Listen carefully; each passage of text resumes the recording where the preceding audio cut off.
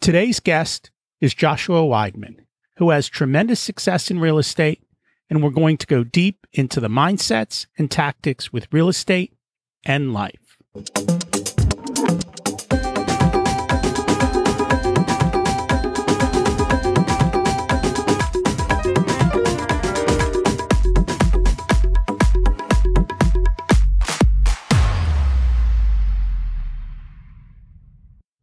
Welcome to Richer Soul, Life Beyond Money, the last baby step.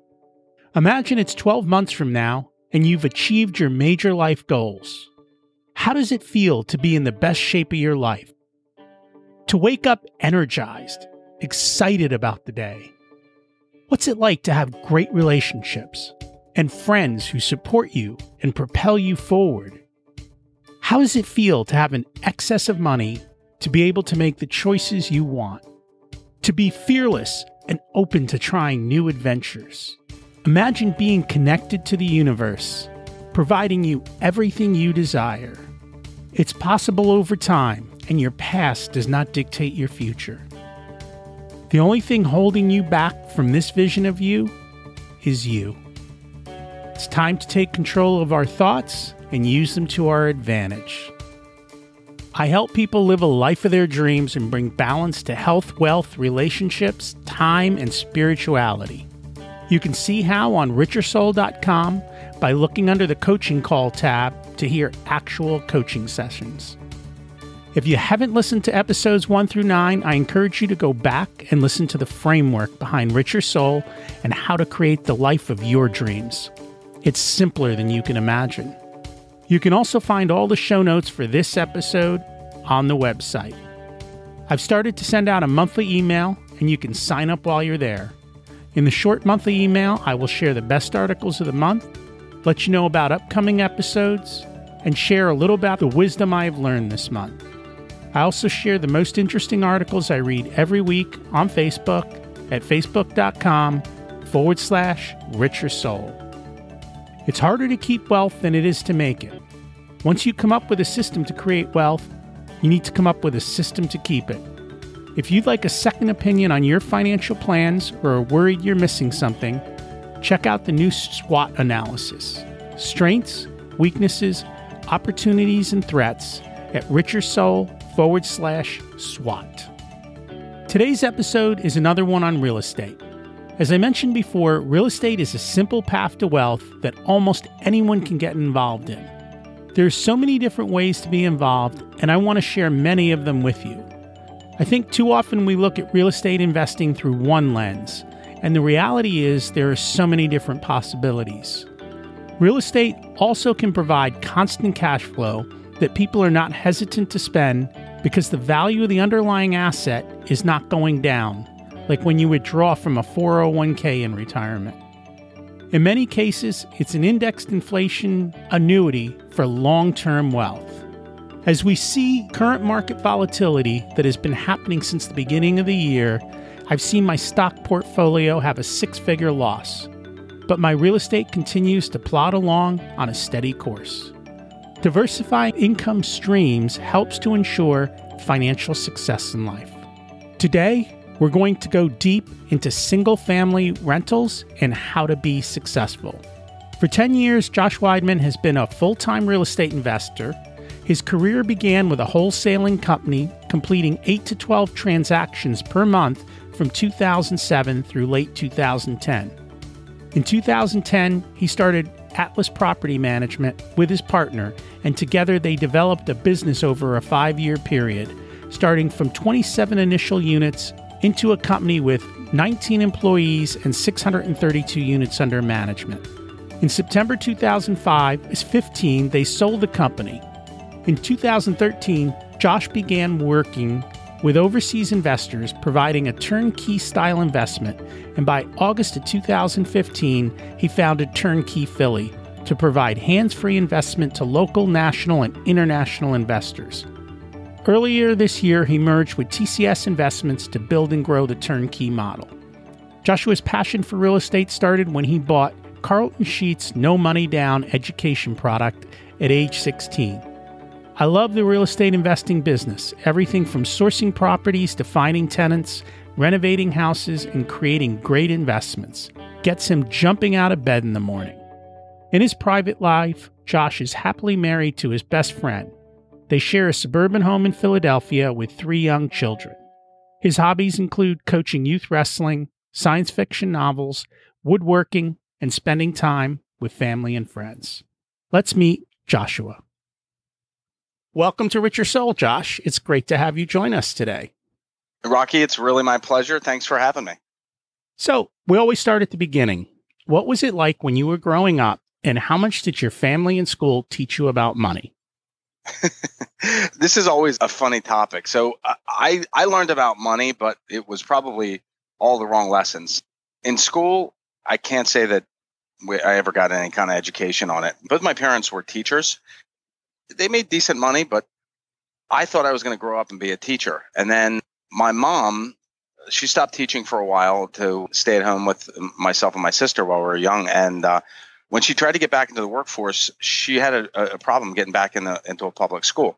She ended up working for a Catholic school that didn't pay very well. She worked her tail off. She's the kind of person that no matter what she's doing, her heart and soul's in it. She kind of got a really bad taste in her mouth about teaching, and the conversation of money was always part of our discussion when we were going out to dinner or really anything that we were doing. It seemed to be part of the discussion that, well, I don't know if we can afford that. I don't know if that's something we can do. So money, even whether it was an overt part of the conversation or, because it was kind of an undertone, I learned at a young age that if you don't have money, it can be really restrictive on the lifestyle that you want to lead. It took me a long time to get past the idea that money is this concrete thing. I mean, let's be honest. Especially right now, you see what's happening with this cryptocurrency. You got Bitcoin jumping crazy numbers all the time. You look around and you see that, 95% of currency is digital. That's not real concrete. It really took me a long time to realize that money is a tool and not a goal. It's not really the pursuit of having a lot of cash. It's the pursuit of the type of lifestyle that you really want to live. I don't know if that answers your question or not. I think it does.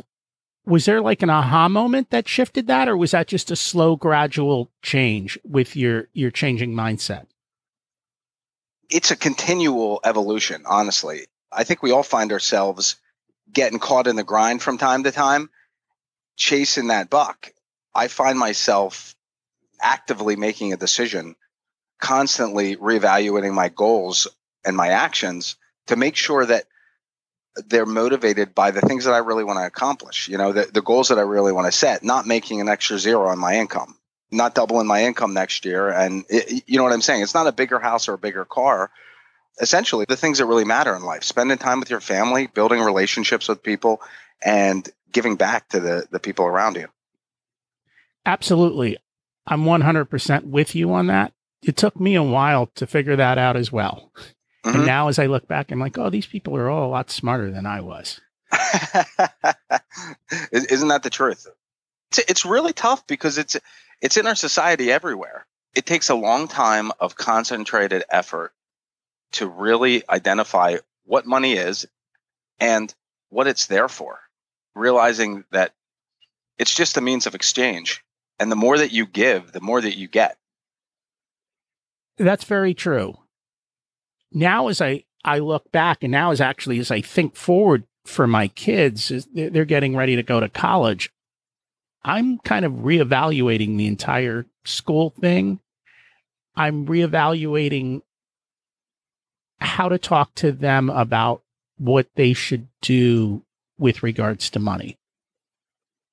And a big part of that for me, I think, is real estate, which we're going to talk about in a little bit. But I think if I look at it and say, instead of spending $200,000 on college, what if you bought 4 fourplexes? You put down $50,000 on each, you're essentially done. go enjoy your 20s, 18 to say 32 on a 15-year note.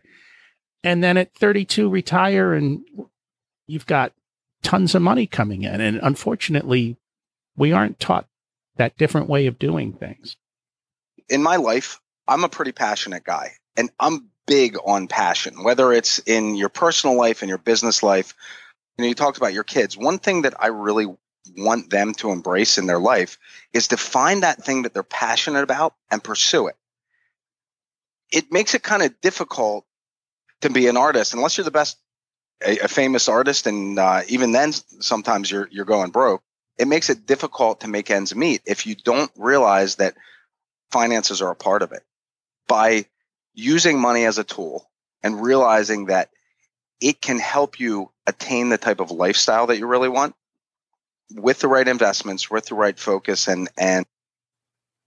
but like you just said, I mean, throwing out $200,000, or I mean, depending on where you're going to school, a heck of a lot more to make $50,000 a year. That's not a real great investment. No, it isn't. So are you doing something different to teach? What are you doing to teach your kids about money? I make sure that anytime I'm bringing up finances, I'm bringing up money, it's not from an aspect of scarcity. It's not that I don't have enough money to get this for you, or I bring up money in the conversation almost every Saturday. I throw my kids in the car and we drive around to different projects. It tends to be my time. Sometimes I have to bribe them with Dunkin' Donuts, but it tends to be the time that I get to spend some one-on-one time with them and begin to integrate them into my real estate business. As we go around, we'll talk about money and numbers and why we bought this investment and what what we're trying to accomplish with the investment and how much it costs, what kind of return on our money we're trying to get. My parents have been very generous with my kids. Every birthday they get a lump sum based on how old they are. They've gotten to a point where they've got a couple $1,000s in a bank account, and we've begun discussions on what we're going to do with that. Instead of just seeing the bank statement and the money there, how do we make that money work for them? That's 500-foot view or 5,000-foot view.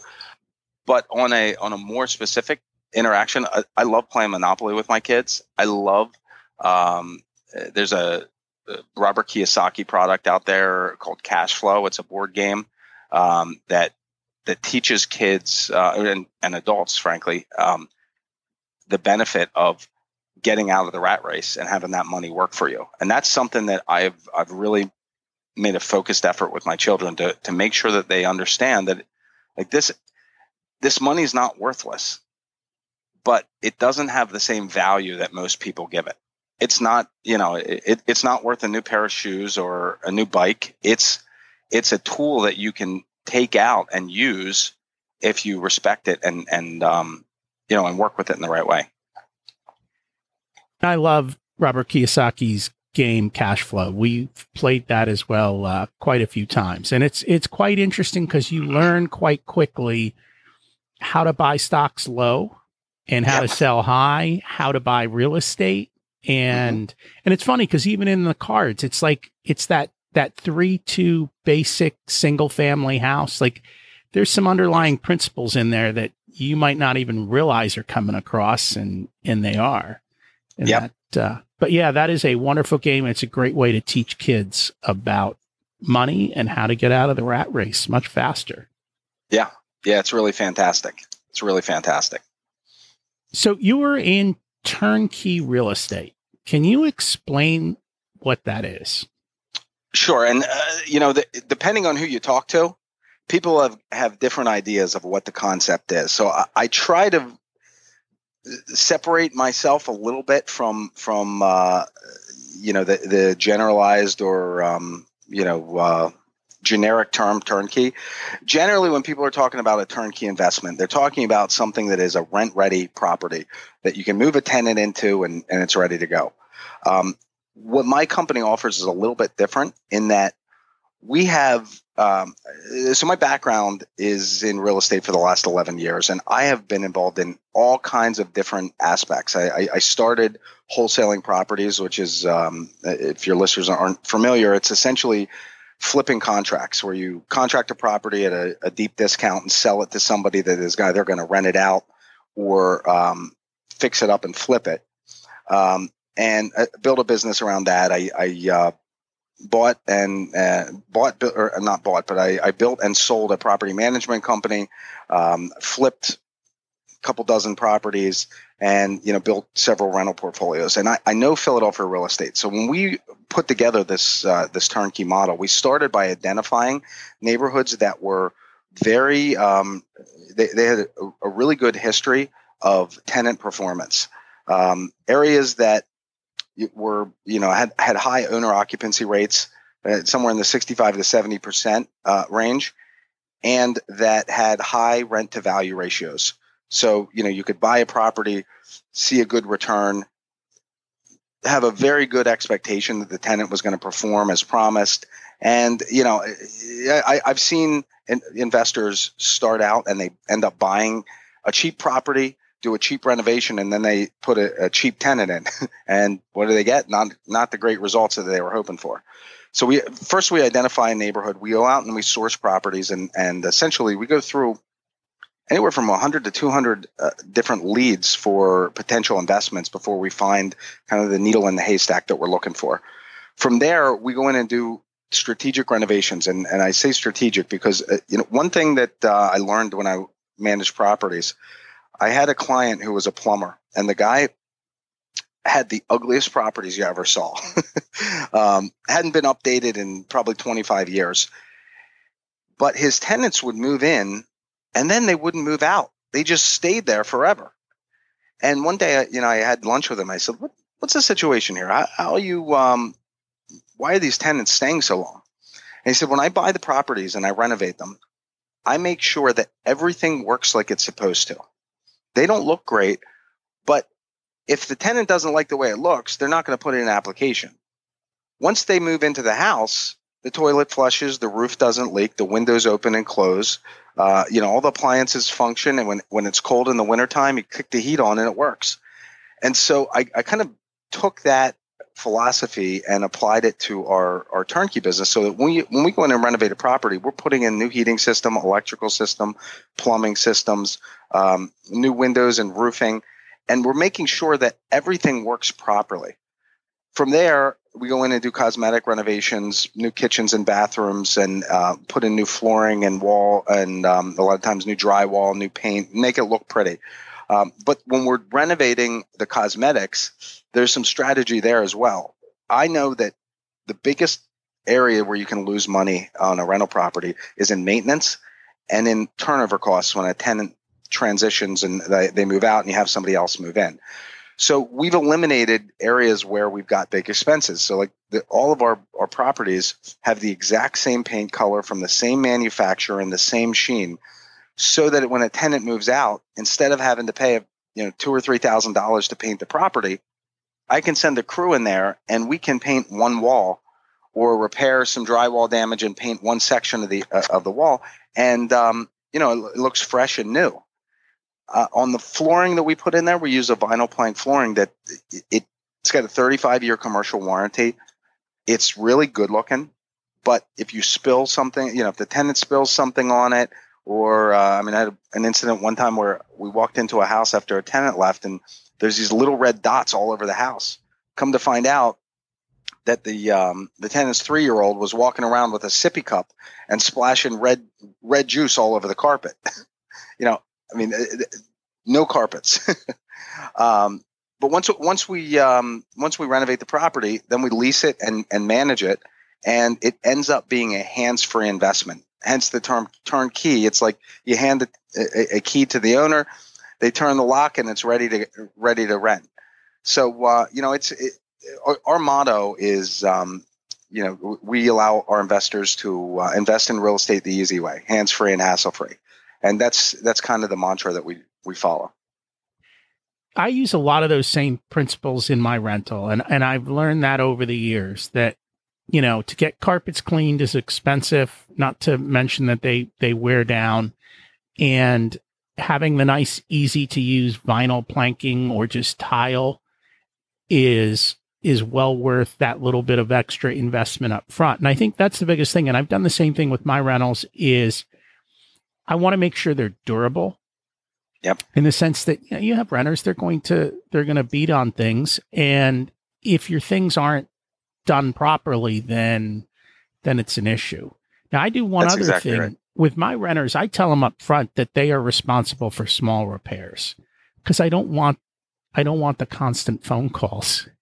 Well, I get that. And you know what? Educating the tenant during the leasing process, it is a huge part of being a good landlord. And frankly, it's a huge part of managing your headaches when, like you said, we've kind of taken a two-sided approach to this.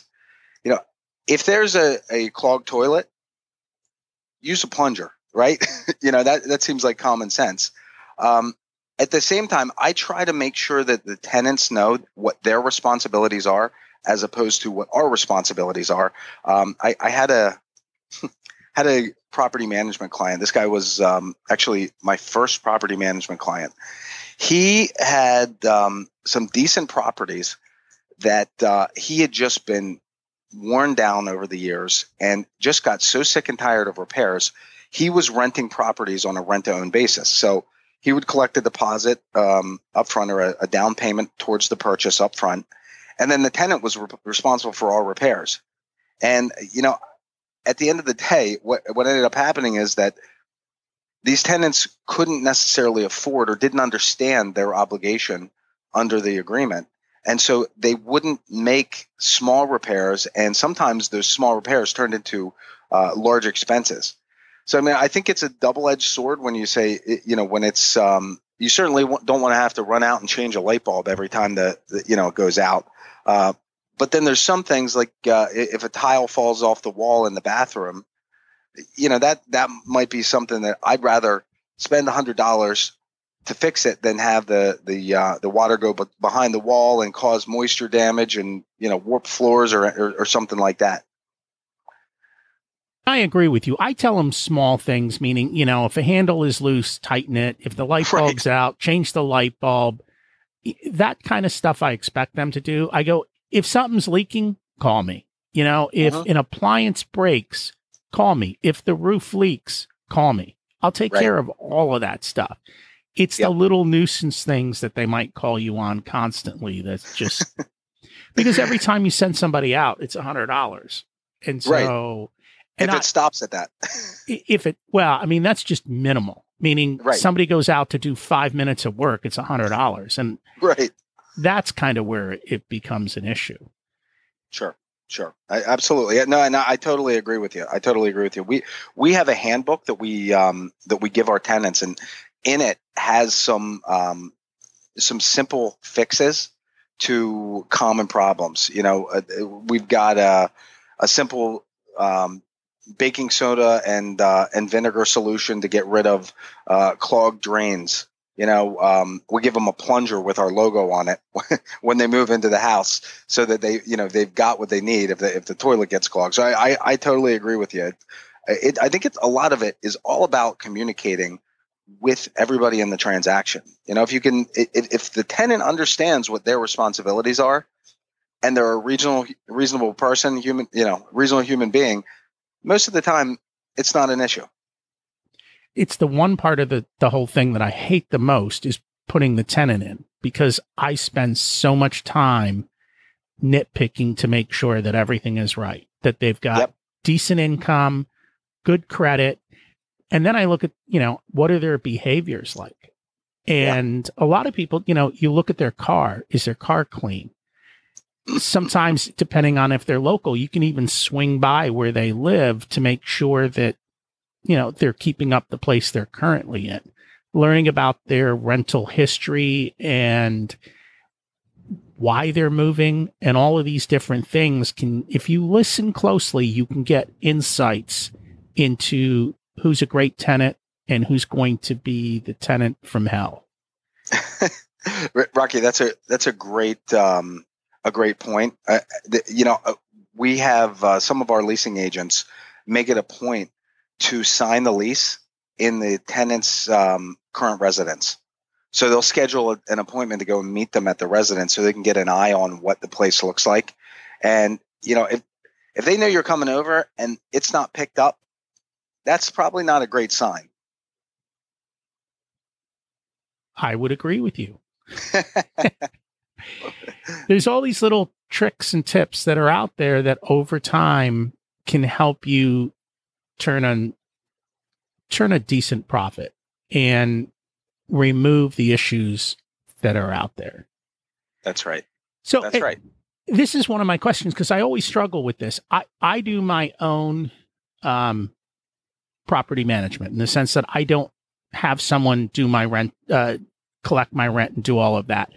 Twofold reason. One is it's expensive, depending on how you've structured your deal.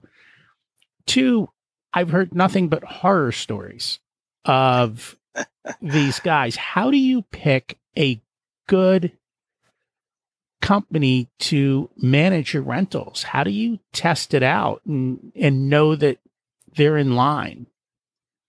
This is a very, very difficult, it's a difficult conversation to have because I think that so many people have an idea of what property management is and what it's not, but the reality is it's something completely different. And let me explain it like this.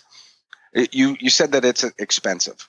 Now, on a typical rental, you're going to pay anywhere from 5% on the discount, with a discount company, up to I've seen 12% on the high end of the collected rents. And to put this in context, so in our market, our average rent is around $1,000 to $1,200 a month, but let's use 1,000 for round numbers. And our management company, we charge 7%. So over the course of a year, I'm going to do some quick math here. What is that? $70 a month on 1,000? Yes. Right. So it's $70 a month. And for $70 a month, you get somebody that's going to end up being a buffer between you and your tenant. They're going to handle any kind of maintenance calls on the property. They're going to interact with the tenant and collect the rents. They're going to keep all of your books for you. And they're going to end up sending you a reports on a monthly basis of your income and expenses, send you your check. And at the end of the year, they're going to prepare all the documents you need for your taxes. Now, if you have one rental property and you try to do those same things, there's no way you're going to be able to do it for $70 a month. What ends up happening with property managers is that, oftentimes you have different tiers. And this is something that I realized as we built our property management company. In the beginning, we thought, man, we get to, 200 properties, we're going to be rolling in the dough. Well, once you get to 150 properties, now you have to add some staff. And then, so you add some staff and there goes your profit. And then it's, okay, when we get to 300 properties, it's going to be profitable. And so 300 properties comes and goes, and now you have to add more software and more staff. And the bottom line is that when a lot of companies, and most companies, frankly, they operate under a model where they have property managers that work under their umbrella. And one property manager has a bunch of properties that they manage. They'll lease the property. They'll interact with the tenants. They'll handle any service calls. And that, it seems great. But what you're getting from that company is only as good as that property manager who's assigned to your properties. Whereas when you start getting to the larger numbers, you get to 600 or 1,000 units, you're able to hire the type of staff and put the type of processes and software in place where you can compartmentalize the business. You've got a leasing department over here. You've got a tenant relations department. You have a maintenance and construction department. You've got accounting.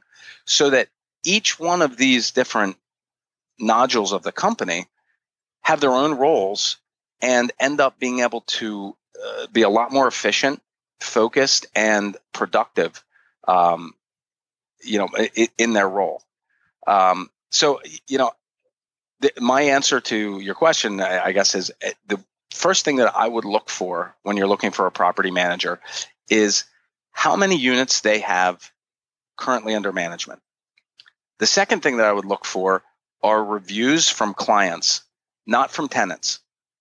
As the manager, you end up being in a very unique position because a lot of times you have an owner bring you a property that, it looks like a hole in the wall. They don't want to paint it. They want you to lease it and, don't even want you to clean it up. And so, it sits on the market because nobody wants to live in the place. And the people that do want to live there, you don't want to rent to. So it's kind of a unique position. But I would look at current or past client feedback and get some references from the manager. When you're talking to the reference, don't just ask what the manager does well. Ask what they can improve on. Ask what they're not happy with. And if they can't give you an answer, the likelihood is that, it's kind of a bogus referral.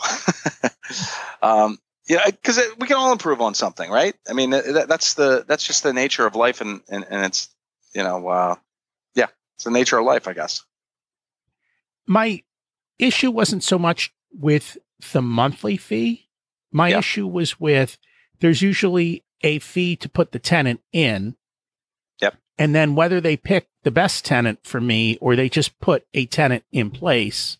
Yep. And then the other issue is every time the tenant calls up for a repair, my $100 repair might turn into $300 repairs.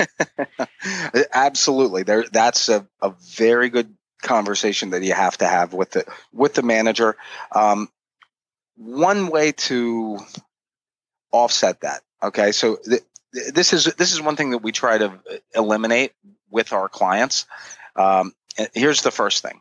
If you're calculating your numbers up front and you know what your expenses are going to be or expected to be, I find a lot of times people will go and evaluate a property and they say, okay, so I'm buying this house for $100,000. It's going to rent for $1,000 a month. That's about a 12% cap rate. Well, not really. That's based on the gross annual income, not net. You've got a lot of expenses that come into play that a lot of people are not calculating. You've got, first and foremost, you've got your vacancy rate. How long is it going to take you to lease the property? How frequently do your tenants move out? And beyond that, how long is it going to sit in between the time that tenant A leaves and tenant B moves in? So you've got to calculate a vacancy rate. Then you've got your taxes and insurance. You've got to calculate a leasing fee because, Rocky, I don't know about you, but my time's not free, right? So even if you're leasing it yourself, you're spending time at the property, showing it, screening the tenant, going to their current residence, making sure that the house is in good shape. So, if you're not calculating a leasing fee in there, essentially you're working for free. I tell all my clients that whether we're selling them a house and we're doing the management or they're going to manage it themselves, to budget a management fee into their calculation, because at the end of the day, their time's worth something. You also have maintenance expenses. You've got a budget capital expenses when you're over time. If you've got a roof that has a 15-year lifespan and it costs you $3,000, you got to figure that type of calculation into your analysis so that you can get a realistic expectation of what your return is going to be over time. So, I think that a lot of the pushback on expenses like property management and hiring a company to lease are based on people going into an investment with unrealistic expectations and not really looking at all of the expenses that can occur throughout the life of the investment. This happens a lot in stocks and bonds, right? We get people advertise a stock's return, but they don't calculate into that the cost of the broker, any fees to manage the money, and all of the other expenses that go into the transaction of buying and selling the stock. And so at the end of the day, where you might project a 15% return, the actual return might be more realistic at 8% or 9%. And if you knew that going in, that's fine. But it's the surprises, I think, that people don't really appreciate. That's very true. People always go in with an optimistic outlook, and their expectations are too high for the reality of it. And Yep. the flip side is houses do have repair issues. Things break, and it's just and that, for me, I understand it's just a cost of doing business. Things are going to break. I'm going to get a bill. I don't even get, it doesn't upset me anymore because I know it's just a cost of doing business. Okay, I got to pay XYZ. It is what it is. It's not like your house where your wife yells at you for 6 months to fix something, and eventually it gets done. Your tenants are paying for your house and giving you good money. You've got to provide them with good service. And I guess I'm lucky because we also flip houses. And because I flip houses, I have a crew of people that are constantly making money off of me. So when something goes off at a rental, they're really cool about taking care of it quickly and inexpensively because they know they're making all the money on my flips. And so handling that part of it has been very easy, but people need to create that team. It is such an essential part of the investment to have that team. I mean, we were talking about property managers and that kind of expense. One of the biggest expenses that I see and the biggest losses of income that I've seen come from poor construction and poor contractors. I don't know. I have my theories on why. I think there's a lack of really good, respectable contractors in the market today. They're there, but you really need to develop that relationship and find somebody that you can trust, because at the end of the day, they can make or break the investment. And you put a heater in that works for 6 months, and then you can't get in touch with the heating contractor. That's a problem. That's an expensive problem. You've got somebody that does poor tile work that starts cracking after a month or two. It might have been cheaper to hire this guy than somebody else, but at the end, it costs you double. We've kind of learned that through the flipping of find quality people, let them find the expert in each area and let them be that expert and pay for it. Yeah. And that's what we do. And it's really helped to prevent issues. Well, and it's easy to pay for it if you know going in that it's going to be an expense, right? I mean, at the end of the day, the things that people don't like, myself included, is when you have an unexpected $3,000, $5,000, $10,000 repair. But if I knew it going in, now I can negotiate the price with the seller or with the agent to calculate that number into the transaction. I mean, I flip houses as well, so my business partner that I flip houses with, he's constantly on my back when we have overages on our budgets, and I get it. It's got a real impact on the bottom line, and we might have passed on some investments because we might have passed on some investments knowing after the fact that it was going to cost us an extra $30,000 on the renovation. You should be clear up front when you buy a property of what all the issues are. There shouldn't be surprises. I think 2 years ago in one of my units, I had to put in a new roof, which was about $7,000. Yep. But I bought the property in 2011. When I bought the property, I knew the roof wasn't great. I already knew that it was going to be replaced, and I actually got more out of it than I expected. But I have the cash reserves and the expectation that this is going to happen, and you need to plan for it. And I don't know that everyone always, we go through system by system and look at it. What shape are the windows in? What shape is the heating in? What shape is the plumbing in? And all these different things. And then the second part of that is being able to do things at reasonable costs. I think what I have found in the marketplace is you can easily spend double on something and get no better quality. I totally agree with you. And it's interesting that you were saying this because we were having this discussion in our office the other day. There's a national window supplier that charges $1,000 for a window. And before I got into real estate, I mean, this is a lifetime ago, but I used to sell windows and siding. And so I know what this stuff costs. I know the product that they sell, and I know what the markup is. We can install the same window for $250 that they're selling for $1,000. And, it really, back to your point, when we are looking at any potential investment, we're anticipating replacing all of the major systems in the house. I mean, Philadelphia is kind of an old market.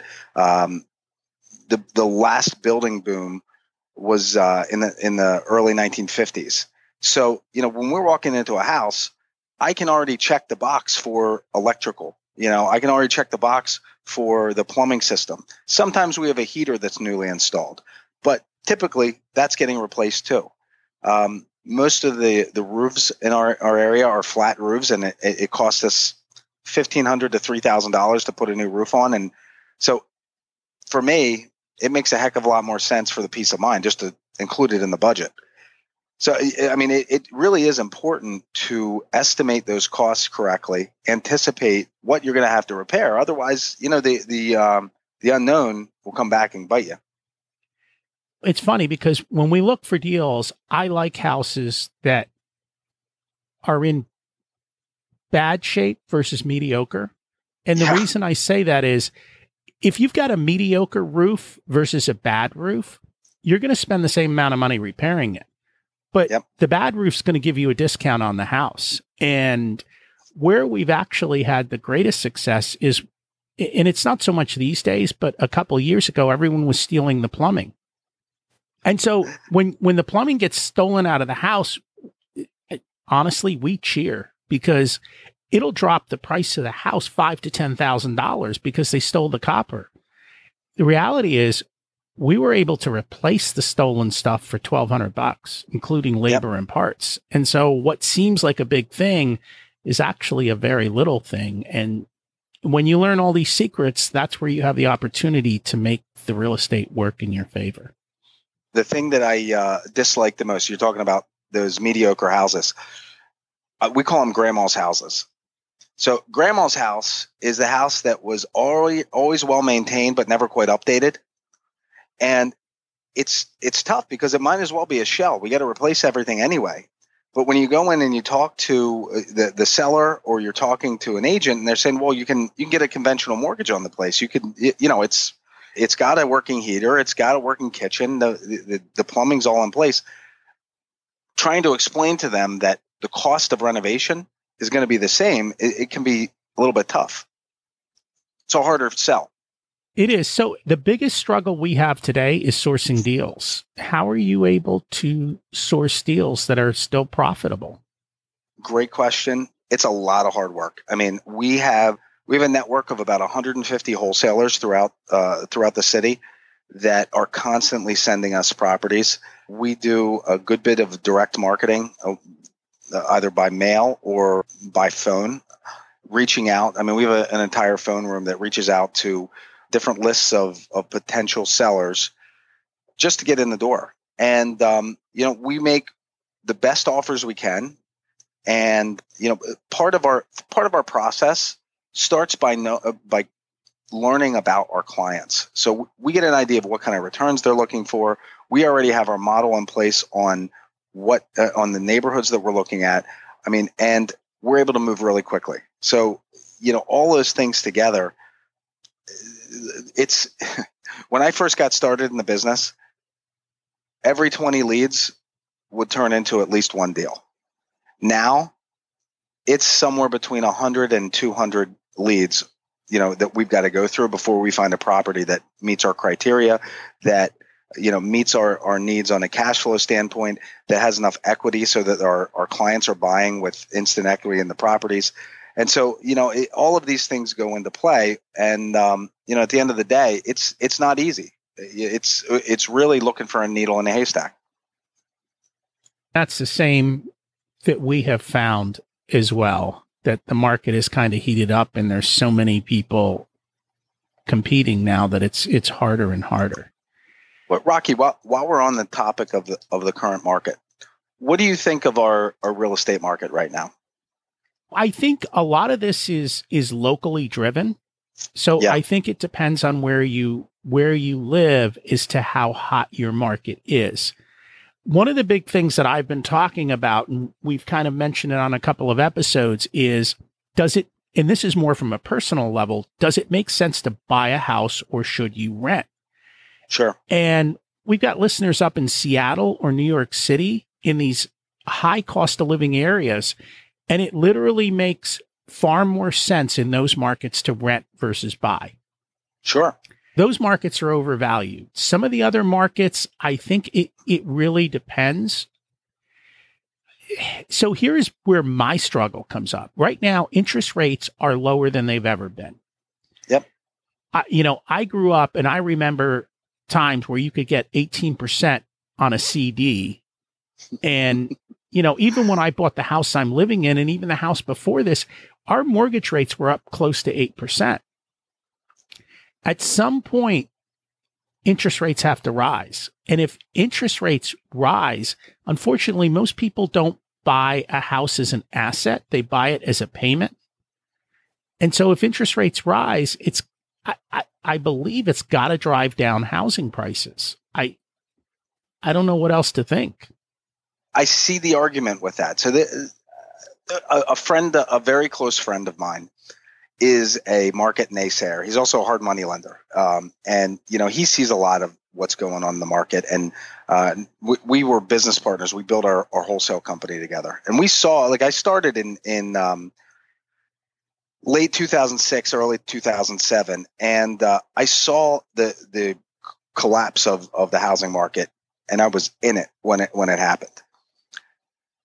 I don't see the same indicators. I mean, I see, at least in our local market, there is much more demand than there is inventory.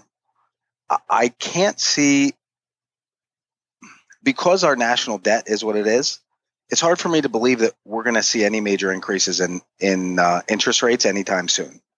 I definitely think that they will increase if you look at a longer timeline. But, I think that we're going to have bigger problems if we start increasing the interest rates. Our national debt payments are going to go up, and that's got a ripple effect across the world. So I don't know. I mean, it's now's the time for an adjustment. It's a 10-year cycle, and we're 10 years out from that collapse of 2008. But I just don't see the same indicators that I saw 10 years ago at this same time. I don't see those same indicators. I was always told real estate was a 17-year cycle. So I don't know where, and it's slower up and down, boom to bust. Yep. From an inflation standpoint, one of the ways, because the government's already got all this debt, one of the ways to make the debt smaller is inflation. Yep. So if we have massive inflation, it takes this massive debt and makes it manageable. Real estate's a great place to be if that's the game plan, Well, yeah, because then your real estate inflates, and that's one of the reasons that I did it, because I was able to borrow money and lock in my money, and that's one of the things that I think people should realize is if you're getting involved in real estate, 5 years from now, if there's an inflation risk, if your loans aren't locked and you can get hit with that inflation risks, your deals might go under, and that's when the problems occur. Yeah, absolutely. Because I was able to lock in money for 15 years at barely 3%, I have an inflation hedge risk on my rentals. And so from that standpoint, it's been good. So yeah, I agree with you. They aren't giving out money like crazy, but they are still giving out money. They're probably giving out more than they should, but it's not crazy. Agreed. Yeah, and it's cheap. I have a conversation almost weekly with either clients or potential clients asking whether they should be buying real estate in their own name or buying in an LLC. And I'm not an accountant and I'm not an attorney, so take this with a grain of salt. But I've always said, if you can buy in your personal name and lock in these interest rates for 30 years, shoot, I take the longest term I could get on some of these properties because it's all but free money. I mean, it's pretty darn close to the inflation rate.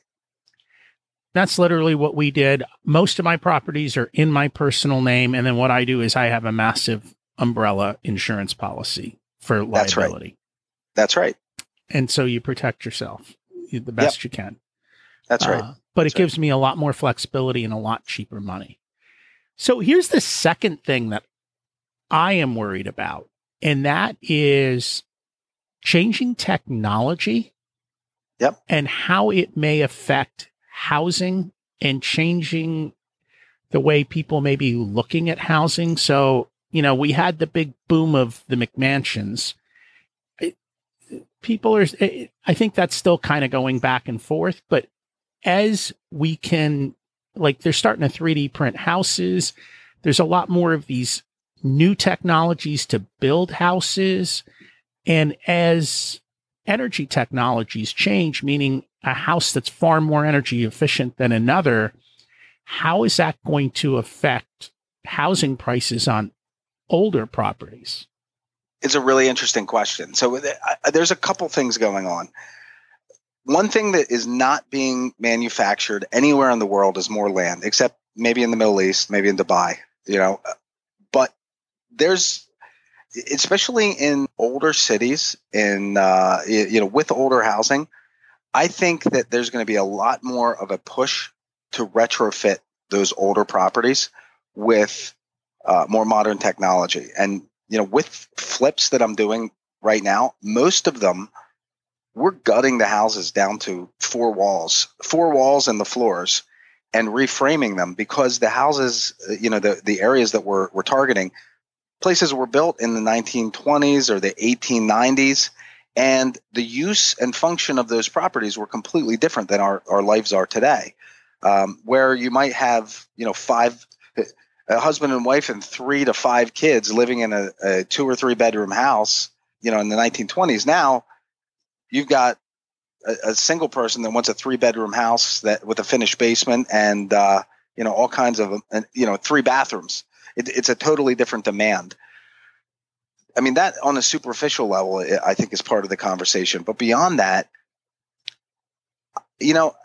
I think it's really exciting to see the technology being applied to a concrete asset like housing. I've found it really promising, some of the developments with building codes and with some developers. There's a developer in Boston, and right now I can't think of their name, but they have been working with fire safety and with the building department in Boston to build houses using shipping crates. And I mean, there's no code to regulate it, but the buildings are absolutely beautiful.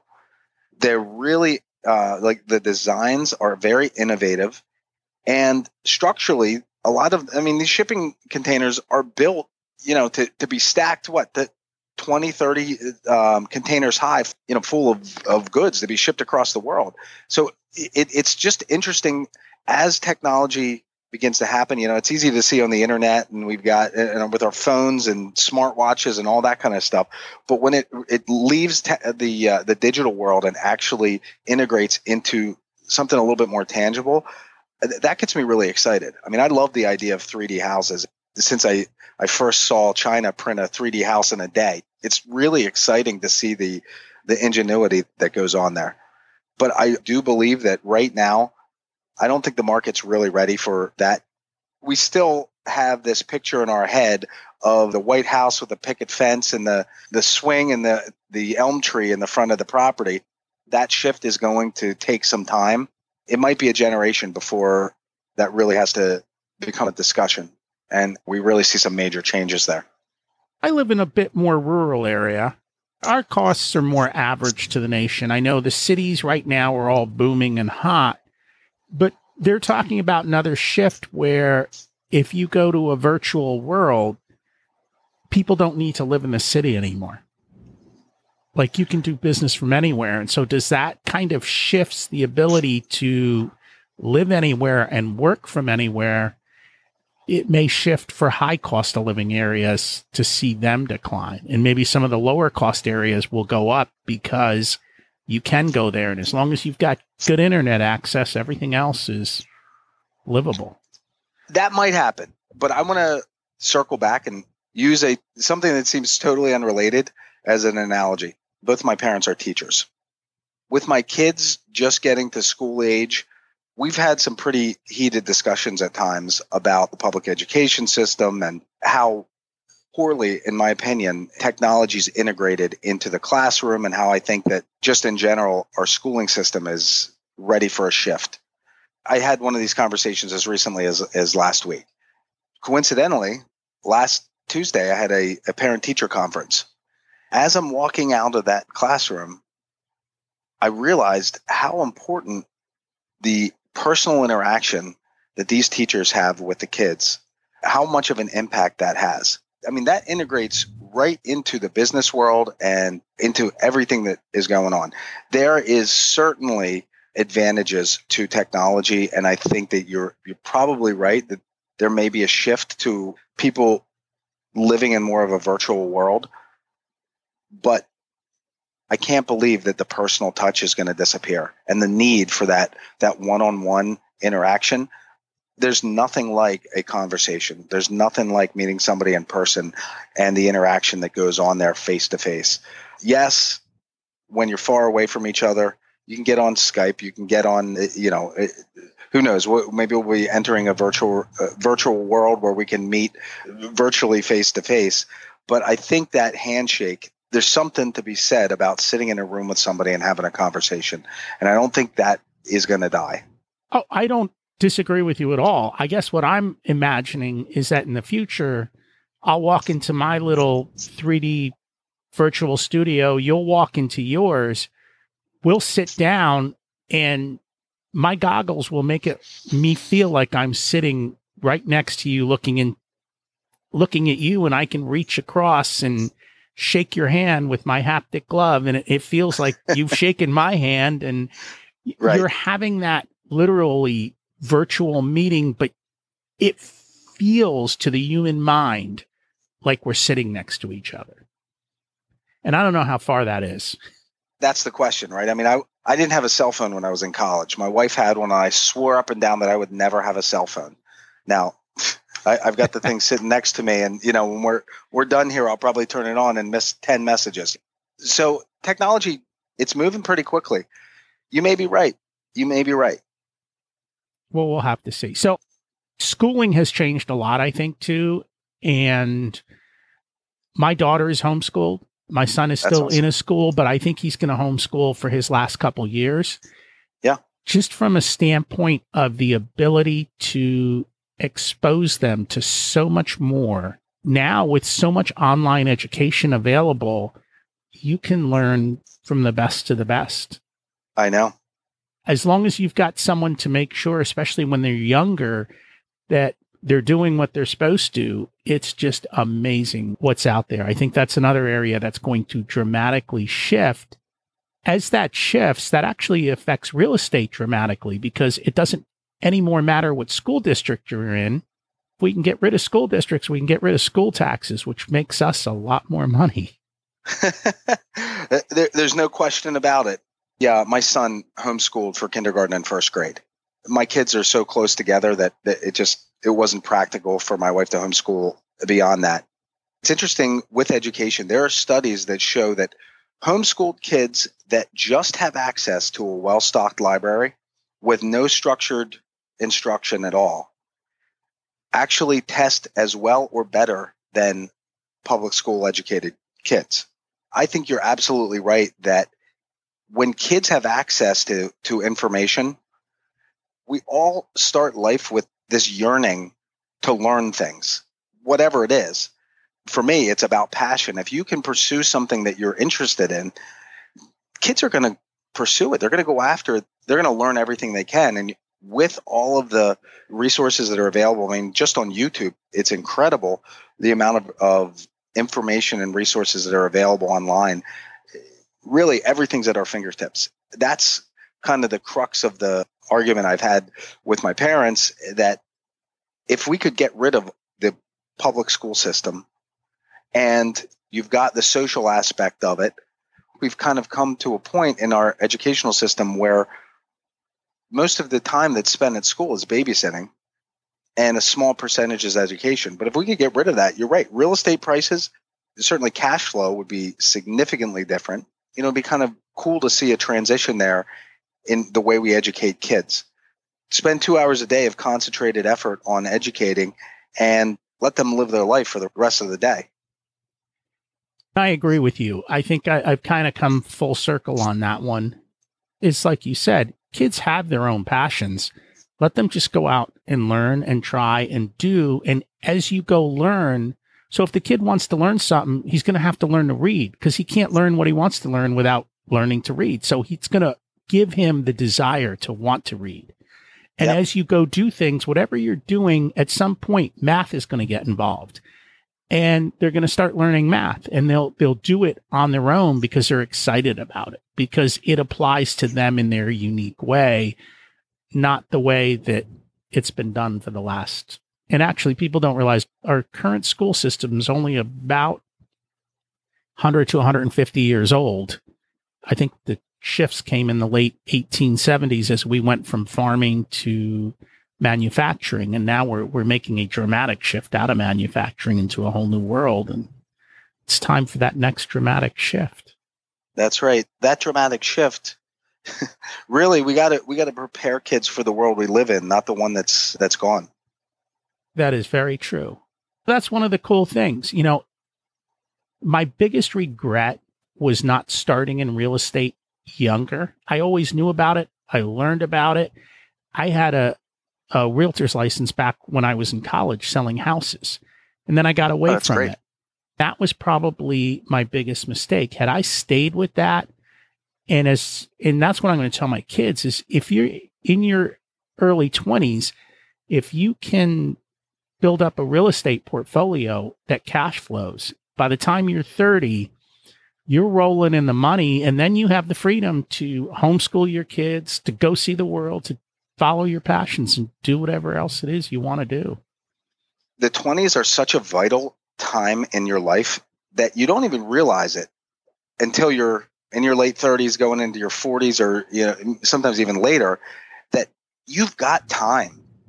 Being able to leverage that time is humongous. You buy an investment property. Let's say you just buy one investment property in your 20s that cash flows. By the time you're 50, that thing's almost paid off. Oh, you're going on the slow route. I got 15-year notes on everything. I just start at 20 and be done at 35. There you go. Okay, that's great. But I mean, you think about that, just the impact of one property. Forget the appreciation. Forget the money that you make in cash flow. You've got somebody else that's volunteered to pay your mortgage for you and give you some extra money. I mean, it's a phenomenal impact on your financial health to be able to have a property. If you buy one property a year in your 20s, my goodness, you're going to be a really wealthy person. And I think that's the other thing. You don't have to buy a ton of properties. You can do this with a handful of properties. You don't have to build up this empire. You can just do it on a smaller scale. It's funny because I think one of the greatest quotes I heard was from someone who said, if you want to be a millionaire, it's really easy. Just go buy $1 million of real estate and pay off the debt. Yeah. And that's right. It's just how fast can you pay off the debt? It's phenomenal. There's so many benefits to real estate. That's what I love about it. You don't need $1 million to buy $1 million in real estate. You're able to get leverage on that money from the bank. And then you can put somebody in there to pay off your mortgage. You get a ton of tax breaks and tax write-offs for those properties. And the value of the asset continues to increase. Rent rates go up. You buy in today's numbers, but 10 years from now, you've got equity, better cash flow, and an asset that you can borrow against if you need to access the funds. And there are always people buying properties. So you can always sell it. It's one thing I've noticed. Having a business versus real estate, if I need to sell something in the business, it takes work. If I need to rent an apartment out, I throw it up on Craigslist or whatever, like literally within no time, my inbox is full. Yep. Everyone needs a place to stay. And if you've got decent housing and it's properly priced, or even I charge a little less than market, but I want a better tenant than market so that I don't have to deal with the hassles. But it just works it works like quite clockwork. well. It works like clockwork. It does. There you go. It's phenomenal. So is there anything that I missed today that we should talk about? Man, that's a hard one. We covered a pretty large range of topics here. We always do. Just if any of your listeners are interested in investing in real estate or they're thinking about investing in real estate, we work with clients all over the country, all over the world who are looking at Philadelphia as an option for their real estate investments. To get more information about our investment model, they can go to realestatetheeasyway.com. That's realestatetheeasyway.com. On that, we've got a pretty comprehensive overview. We've got a free report that they can download and read. And you can also visit our Facebook page. It's facebook.com/TCS Investments. We've got a ton of content there that gets updated on a daily basis. Videos of properties that we've completed, instruction on real estate investing, all kinds of stuff. So, that's really the best way to contact me. But beyond that, we really covered a lot today, and I appreciate you having me on the show. Yeah, and I'm thankful that you came on and you shared your experiences with everyone. And I'll put all those links in the show notes to make it easy for people to find you. That's great. Thanks for joining us today, Josh. All right. Thanks again, Rocky. I appreciate it. I encourage you to check out Josh's site, realestatetheeasyway.com and facebook.com/TCS Investments. Real estate is a simple path to wealth, but it's not always easy. Do your due diligence and make sure you plan for the surprises that will happen. You can use Turnkey Real Estate as one option to get involved without having to put the work into maintaining the real estate or finding tenants. In this case, you have to give up some of your profits, and it's a balance of time versus money. For those who have money but no time, it's a great way to partner with experts to help you grow your money. Is there someone you want to partner with and get started in real estate? Or someone already investing? Please share this episode with them if you think it would be helpful. Today's action step. Look into the different ways that you could get involved in real estate and see if this path to wealth makes sense for you. What's preventing you from moving forward, and who are you putting on your team to help you build the life you deserve? Taking no action creates a far worse outcome in life than trying something and failing. If you have any questions, please don't hesitate to email me, rocky@richardsoul.com. Thanks for listening. Have an abundant week.